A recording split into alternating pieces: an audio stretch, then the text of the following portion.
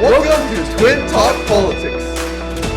All right, hi everyone, and welcome to the 10th episode of Twin Talk Politics, which is a real milestone. And for this special episode, we are so honored to be joined by an even more special guest, MP Laurel Collins, who is a member of parliament for the beautiful Victoria. We're so excited to talk to her about so many things that both Jason and I are so passionate about. But first, how are you doing today, MP Collins? I'm doing really well. It's really beautiful here in Victoria, and it is really nice to be on this podcast with you two. Yeah, great. Yeah, it's a really great pleasure for us to be talking to you, and just thank you for taking your time out of the day to come onto our podcast.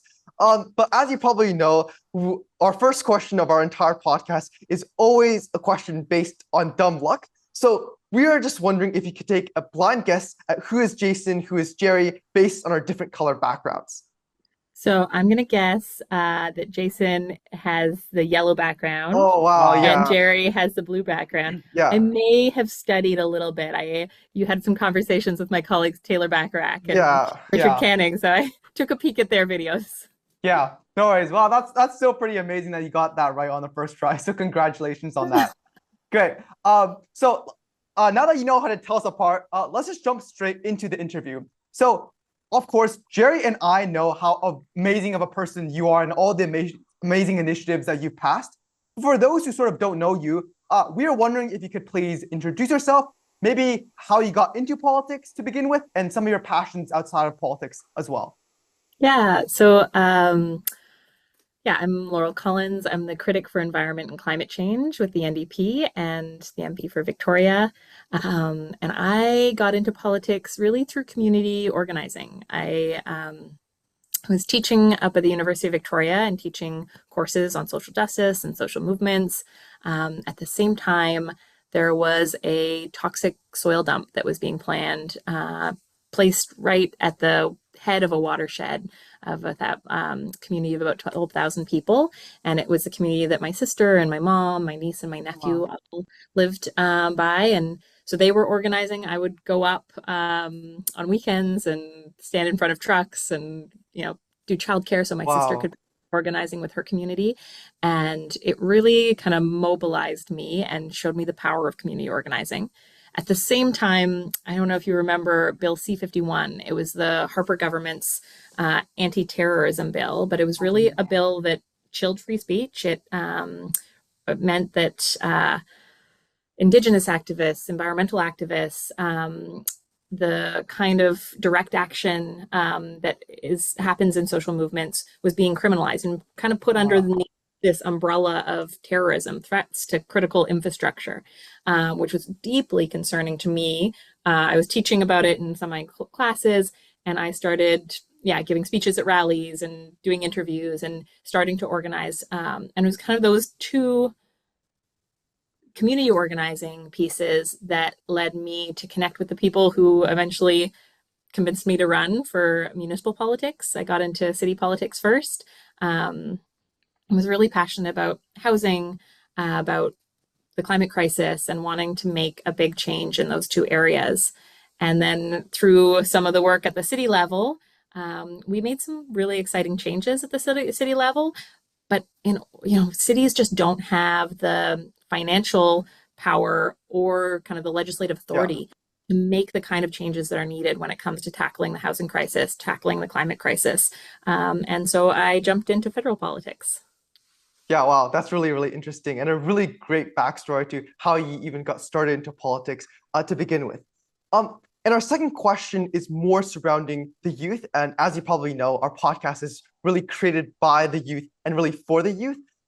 So first, we are wondering, in your opinion, what do you think are the most pressing problems currently facing youth in Canada as a whole? And then secondly, what do you consider to be the most paramount issue for youth in your own constituency of Victoria? Yeah, I think across Canada, young people are looking at a really uncertain future. And that future, is uncertain because of the affordability crisis, because the precarious nature of work right now, because housing is so out of reach for so many people and costs so much to rent, to buy. It is kind of a scary economic future that young people are looking at. Sure. And at the same time, they're also facing the climate crisis, which is dramatically changing our world. Here in BC, we are having seasons of wildfire that, start in Yeah. February. Our whole province is on fire, many of them out of control fires. And at the Mhm. same time, we're having extreme weather that is creating huge flooding. And it's scary to think about how our world is changing. That wasn't the case. When I was young, I was looking, scientists were saying, in 20 years, we'll be seeing these kind of forest fires. But it was kind of theoretical. And now the climate crisis is here and Yeah. it is getting worse. And I think young people want to make a difference and they want to be able to have some control over that future. And so often, our political elected leaders aren't listening to the voices of youth. They aren't actually taking those voices into account when it is young people who are going to be most impacted by the actions, by the inaction of government, really. Yeah. And Wow. I would say, that's a broad picture of Canada, but that's really, I would say, almost concentrated in those affordability concerns, the housing crisis concerns are so acute in Victoria. It Mhm. is the third most expensive city when it comes to housing. Wow. We have a very, very engaged and environmental youth movement here, and part of yeah, I didn't touch on it, but I was involved in divestment organizing before I got into elected politics. And the kind of young people organizing for the climate here in Victoria, it is incredible. They're incredibly inspiring. And I think people feel it. It's a scary outlook, and the way that we can start to address some of that climate anxiety, address some of those concerns, is to be taking action and to be pushing governments in the right direction. Yeah, for sure. So in regards to the talk about affordability and climate change, what strategies, motions, or bills have you advocated for or think Canada should advocate for to really help tackle those issues? Yeah, one of the campaigns that we've launched is around a youth climate corps.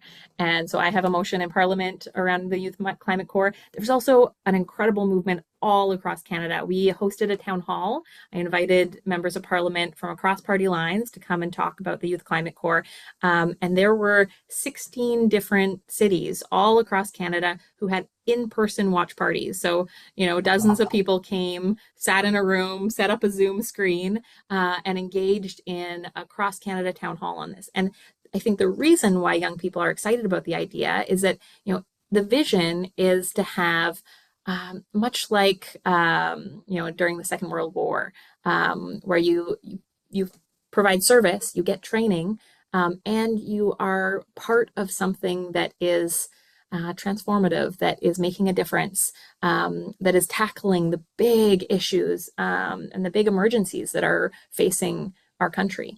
And so it would look like people signing up and enlisting in the Youth Climate Corps, and they would be engaged in emissions reduction. So, learning how to install heat pumps and solar panels and, that kind of green renewable energy.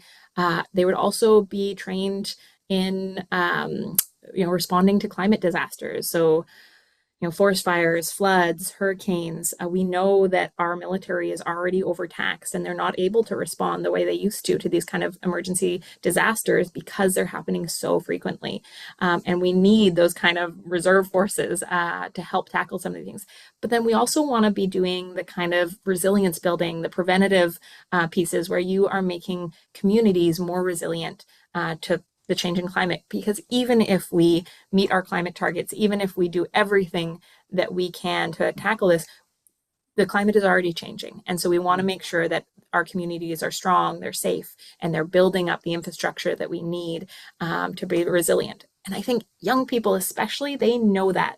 It makes sense to them. They are looking at this uncertain economic future, and this is a way to give training, give good paying jobs to people who enlist. Our vision is to have that be a 2 year, you sign up for 2 years, and then afterwards, you get education. So if you want to go into university or a trade, something in the areas of reducing emissions, responding to emergencies, or making communities more climate resilient, then you can go and get a degree or a diploma in that area and have your education paid for. And so this is a way really to inspire young people to make a difference when it comes to meeting our climate targets and strengthening our climate resilience. And yeah, just really provide that kind of hope and future for the young people who are going to bear the brunt of the climate emergency. Wow, that's really inspiring. Yeah, that was really, really cool. And just a concept of you, even at a young age, can really be part of something greater and having not even a very small and minuscule impact, but something that can literally change the direction and course of our entire planet was something really cool. And something I found also was super, super interesting is the idea of that even if we can do all our efforts to really solve and combat climate change, the reality is that we need to adapt to the current changes and really stay resilient. I think that was a word that really stood out to me. And talking a little bit more on climate change, we know this is an issue, obviously, as you talked about, is something you are not only so passionate about, but have done so much for. And as you mentioned a little bit earlier, before you even entered politics, you actually co-founded Divest Victoria. And for all the viewers at home, it's an amazing nonprofit that really encourages cities to divest from fossil fuels and invest in environmentally responsible projects. And we know on Parliament Hill, you're the NDP's critic for environment and climate change, and your remarkable work includes so many different things, whether it be Motion 122 on windfall profit taxes or Motion 118 on greenhouse gas emissions. So thank you for everything that you've done in that regard. And as we already talked about, something we're super, super interested in is your Motion 105, which promotes youth involvement in combating climate change through the creation of a youth climate corps. And this initiative, as you mentioned a little bit already, really trains youth for well-paying green jobs and builds a very skilled workforce for our sustainable economy that is just inevitable. So could you explain a little bit more about this initiative and specifically how it can not only create so many new jobs for youth like us while helping us achieve our climate goals? Well, I think something that you spoke about in there, the getting the skilled workforce, I didn't really touch on. And that's actually something we've heard again and again at Environment Committee from nonprofits, from startups, from industry in general. When it comes to the clean economy, we actually don't have the skilled labor that we need for the green economy. That that shift, that transformation is happening, and we need to make sure that we have skilled labor. This is a way not only for young people to get those skills, to get those good family sustaining jobs, but also to make sure that our economy is going to be strong, that that those industries are going to be able to grow and thrive because they have a workforce that's trained, that's ready to be mobilized. It's such a critical piece, I think, of this puzzle when we're thinking about dramatically addressing some of these big crises that we're facing. For sure. Yeah, that's really, really interesting. So following in the vein of climate change and talking about it a little bit more, we've really seen the harmful effects it can cause, and one of them being wildfires, with unfortunately 327 active wildfires burning in BC as we speak. And of course, the crisis currently happening in Jasper, our hearts go out to them. We also know that you've been a really vocal advocate for initiatives such as the National Wildfire Fighting Force, as well as other really interesting and much needed initiatives, such as your Motion 108, which aims to increase the base level of income eligible for tax exemption for really long-serving volunteer firefighters and search and rescue participants. And of course, we know how important this initiative really is, as volunteer firefighters literally account for nearly 70% of Canada's total firefighting essential first responders. So our question towards you is, in your opinion, how can sort of these initiatives help with building a very robust first response team to handle future wildfires and other climate situations in the future? Well, thanks so much for asking about it. And honestly, these things are interconnected. And so, Youth Climate Corps folks would be getting trained up and in responding to those emergency disasters. And part of that is responding to wildfires. But we also know that we need, a response now broadly across Canada when it comes to responding to forest fires. So, my New Democrat team and I have been pushing for this kind of national firefighting force that could be deployed. And we've seen again and again where we don't actually have the resources, the people power to tackle the increasing severity, increasing frequency of wildfires. And then the tax credit, I actually have some great news. This is an initiative that really was spearheaded by my colleague, my NDP colleague, Gord Johns, and we've been working together. We've tabled petitions, we've been pushing for it, and we actually got it incorporated into government legislation. And so Oh, this is going to wow. happen. Wow. This is yeah, we've won that victory, which is really exciting. Hard work for years of volunteer firefighters, other first responders who've been pushing for this. We need to support the people who are putting their lives on the line, oftentimes donating their time, giving of themselves to protect their communities and to protect communities across Canada. It's such a critical issue. And I just wanted to give a quick shout out because we were talking about the Youth Climate Corps, to an amazing organization, the Climate Emergency Unit. If folks are interested, go check them out. They're doing a ton of advocacy, both on the Youth Climate Corps. They got people across Canada writing mock cover letters. So applying to the Youth Climate Corps and sending it to Chrystia Freeland and Minister Marcy Yen, who's the Minister of Youth, and really pushing. And through that advocacy, through our town halls, through the motion that I put forward in Parliament, we actually got the government to move an inch. We need them to move more, but they put a consultation, they could put a commitment to consultations on the Youth Climate Corps in the most recent budget. And so, hopefully that's the first step in the direction of actually creating this important core for Canada. And then also, if people are interested and they live in British Columbia, there is actually a BC Youth Climate Corps, and they've been doing some incredible work. It's shorter duration, it's a shorter kind of placement, but still they're doing really neat work. They're pushing the envelope when it comes to creating a Youth Climate Corps. And the BC government just gave them, I think, $3 million to expand into new communities. They started, I think, in one community in Nelson, and then expanded to 7, and they just got some funding from the provincial government, and so they'll be expanding to more communities as well. Yeah, wow. Wow, that's really, really exciting. 3 million. Wow. It's really cool to see a lot of these cool, really impactful initiatives really go forward. So really hoping these initiatives go all the way and see even more success in the future. All right. So another part of your work that we're really, really extremely inspired by is your work towards an issue that's often looked over and pushed to the wayside and in favor of more grandeur issues, but is actually the root cause of a whole host of other detrimental issues, such as domestic abuse and, unfortunately, femicide. And that issue is coercive and controlling behavior over an intimate partner. And I think this is an issue that is also extremely prevalent within the youth populace within Canada, with 45% of teens across Canada, aged between 15 and 17, having reported experiencing some form of abuse or controlling behavior at the hands of a dating partner.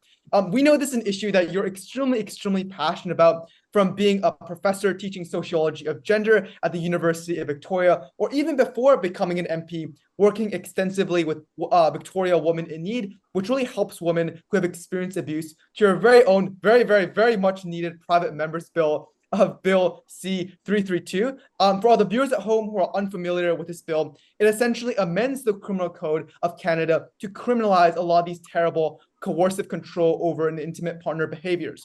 So, of course, we find this really inspiring. So our question towards you is, we are wondering if you could please elaborate a little bit more on sort of what motivated you to really push this bill forward, and in your opinion, how can this bill eradicate some of the root causes for other really big issues, such as domestic violence or abuse? Yeah, thanks so much. And what inspired the bill for me, I'd seen that pattern in some of the work I did with Victoria Women in Need, but really the first time that I witnessed coercive control was when my sister showed up at my door in tears, and her partner had taken away her keys, her bank card. He was controlling her finances, her modes of transportation. He took her cell phone. Luckily, she had another set of keys and was able to get to my apartment. But it was, the first time I saw that in their relationship, but it wasn't the last. On average, it takes women 7 times to leave an abusive partner. And, like so many other stories of coercive control, it eventually escalated in the years to come to physical violence. And coercive control is one of these things that it has horrible detrimental impacts on people's lives no matter what. When people are controlling someone's finances, for a lot of the newcomers, it manifests as someone controlling their passports or their immigration documents. It can also be for students, someone controlling whether or not they can get further education, or whether they feel like they're allowed to pursue the career path that they want. Controlling their employment or their education has a big part of it for a lot of relationships. But it is also one of the most common precursors to physical violence. And so it is a way to intervene before we see some of the most horrific kinds of domestic violence and intimate partner violence. And it is one of the most common precursors to femicide. And even in cases where there's been no other physical violence, coercive control is almost always there. And so this is both, just a horrific thing that's still happening in our country, that is so prevalent. Every 6 days, a woman is killed from an intimate partner kills. Wow. It's just staggering. And so this is a way that we can provide victims, survivors with the tools that they need to get support, to reach out for help, and to hold perpetrators accountable. And my hope is that not only are we able to change the criminal code, and the bill has passed all the way through the House and is now in the Senate.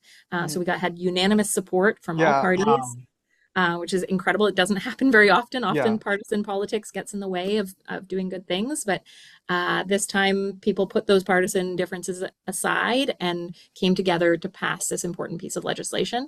Hopefully it will pass quickly through the Senate so that it passes before the next election. But yeah, this is an opportunity for us to tackle this really important issue, but also then hopefully prevent the physical violence and the femicide that is way too common in our society. Wow. Yeah. Again, thank you for taking a stand and speaking out on such like a really, really super important issue, and that has a capability to save like millions of Canadians' lives. So thank you on that again. All right. For the next part of our interview, we're gonna sort of shift gears a little bit and talk a little bit more about the youth. So we know, sadly, right now in Canada, there's not a whole lot of political participation, especially from the youth in Canada. So Jerry and I really wanted to hear from our country's decision makers and ask you, in your opinion, in what aspects can the youth become more politically engaged in the political sphere and help tackle some of the really important issues that we are just talking about that Canada currently faces? Yeah, it is so important to have youth voices in the decisions that we're making. So often, I would say that these spaces are pretty inaccessible. There's a lot of barriers to youth participation. And, just the fact that we aren't allowing young people to vote. There was a big campaign, Taylor Bachrach, my amazing colleague who you spoke to, spearheaded the Vote 16 campaign in Parliament.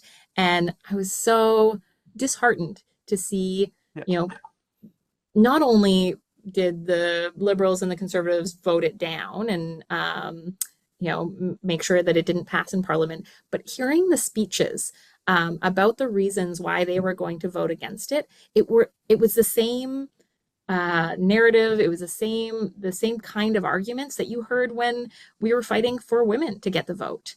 That they'll be swayed by their family, that they don't have the, rational thought processes to make that kind of informed decision. When I talk to young people, when I talk to 16, 17, 18-year-olds, those people are some of the most engaged. I just remember thousands of young people marching in the streets. In the 2019 election, we had, people just taking over downtown Victoria, but it was happening all across Canada. Young people were coming out to make their voice heard when it comes to pushing government to make better decisions on the climate crisis. And we need to hear those voices. We also need young people to get elected. And I think, one thing I would really encourage folks to do is, if you're interested in politics, if you're interested in making a difference, find ways to step into leadership positions, whether it is, starting a small advocacy nonprofit, or finding some friends that you want to go out and start weekly garbage cleanup, or if you want to start a letter writing campaign, or do, whatever it is, start a podcast and talk to political leaders, step into positions of leadership so that you can build it up and find out if you want to run, and, step in and hopefully either run or support someone that you think will make a really amazing elected official, because we need more people who are interested in making positive change, who are going to step up and really make that difference. There are so many things in our society right now, whether it is inequality, whether it is the climate crisis, whether it is, the struggles that people are facing when it comes to housing and affordability. These are going to take really big actions. And right now we have a government that honestly is failing when it comes to actually tackling the housing crisis, failing when it comes to meeting our international climate commitments and making sure our communities are safe from wildfires and floods.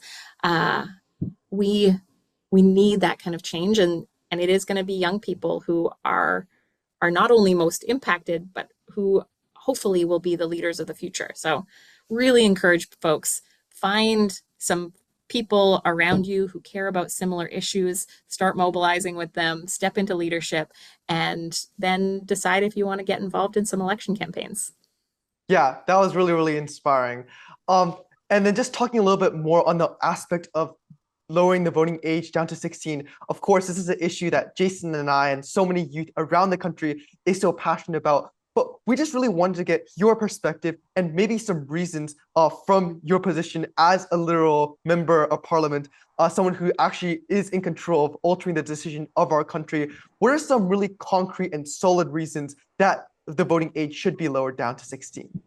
Yeah, I mean, first and foremost, 16-year-olds, 17-year-olds, 18-year-olds, this is the demographic that is going to be impacted by the climate crisis. Why would we not allow those people to make electoral decisions, to have a say in the people who will make those decisions, who right now are deciding to hand out billions of dollars to profitable oil and gas companies? Those same oil and gas companies are raking in record profits and driving up emissions. But we're not letting young people have a say in voting for the people making those decisions. It just seems unconscionable. But also making sure that we have young people voting at 16, 17, 18, it means that they're starting to vote when they're still in secondary school. And what that means is that we can actually capture a lot of those people and have them vote in their first election. The research shows that if people vote in that first election, they are way more likely to vote for the rest of their life. But if they don't vote in that first election, then the chance of them and voter participation is impacted. And you see that when you look at countries who have lowered the voting age versus countries who haven't. We have increased youth participation and then lifelong participation. Honestly, I think we need electoral reform in so many ways. I was so disappointed. In 2015, Justin Trudeau said, we're going to have proportional representation. We're going to have electoral reform. And it's, one of the many broken promises and disappointments of this government. But, that was a moment where we could have transformed our electoral system to be more fair, to make sure that every vote counts, to make sure that what Canadians vote for is actually reflected in our parliament. And we could have had that as an opportunity to give young people a voice. It was, it's just so disheartening to me to see that kind of cynical politics where you accept people's votes when you've promised them something.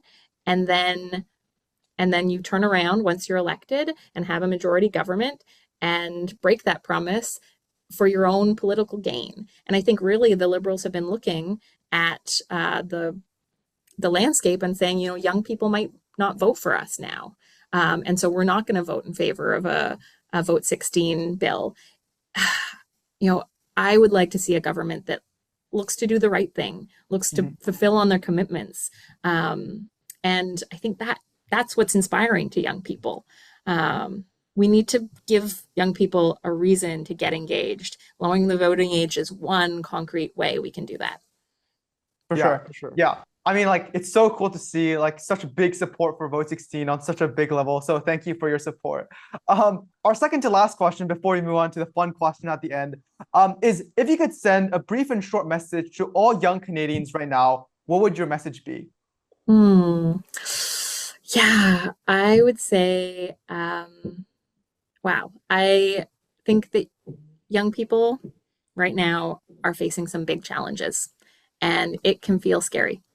Uh, but the best way to tackle those challenges is to get involved, to get engaged. If you want to feel better about the housing crisis, if you want to feel better about the climate crisis, the easiest way to start feeling better about that is to step into action. Mhm.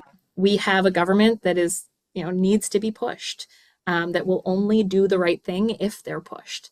And so start pushing your elected leaders, start talking to your elected leaders, and also find like-minded young people. If you're feeling lonely or isolated, that you feel like you really care about an issue but you don't know anyone who cares about it, look for groups, look for organizations, look for ways to connect with people who share your passions and the things that you get excited about, the things that you worry about, the things that drive you and motivate you. And once you surround yourself with those people, you're going to be able to do so much. And there's that wonderful quote and I'm going to forget the name of the incredible woman who said it, but you know, it the kind of encapsulates the idea that, uh, you know, that a small group of dedicated individuals can make incredible change. In fact, that's the only thing that makes that kind of transformative societal change. Yeah. And so find that small group of people or that big group of people and make change together. Yeah, for sure. Yeah, that was really, really powerful.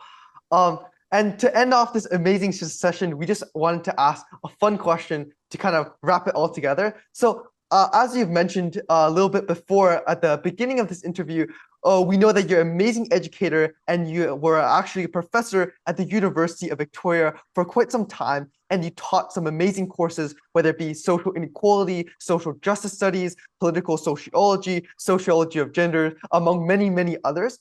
And our final question for you, and perhaps the hardest one of this entire session, is which course was your favorite to teach and why? Oh, it is a hard one. Honestly, Yeah, I love teaching those courses. I each one had different kind of strengths and areas that were just so fascinating. And honestly, my students were incredible. I Teaching is one of the few jobs where I would enter the classroom and every single time I would leave with more energy and more hope for the world. And that wow. is in a large part because the students were just so engaged, so inspiring. I would learn from them every single time I taught. And, you know, I think probably if I had to choose one course, even though it's very hard, oh, I'm wrestling back and forth between sociology of gender, where I just saw some really, I would say it was the one where I learned the most from my students. They came and they taught me a lot, and we had really incredible discussions, and people shared pieces of themselves, both in their work but also in group discussions. But I think I would actually choose social justice studies, and part of that is because it was a lot of first year students, people just coming out of high school, encountering some of these ideas around inequality, around environmental racism, around just wrestling with you know the history of colonialism, the present day impacts of colonialism. And I just saw some incredible growth in the semester. Each time I would see these students come in, wrestle with ideas, and come out with increased critical thinking skills, but also increased knowledge of how their own world, how they experience inequality and can make tangible changes. We also did a project at the very end each time, and I would allow one part would be writing and kind of stereotypical university Yeah. exam, but the other part would be they were allowed to do a section using kind of any medium they wanted. And so one person did a kind of mock podcast, one person did a sculpture, someone did an interpretive dance, and with a little write-up of what it meant and how it connected to the theories that we were exploring. Just incredible creativity and engagement with the material. I was so lucky as a teacher to have that.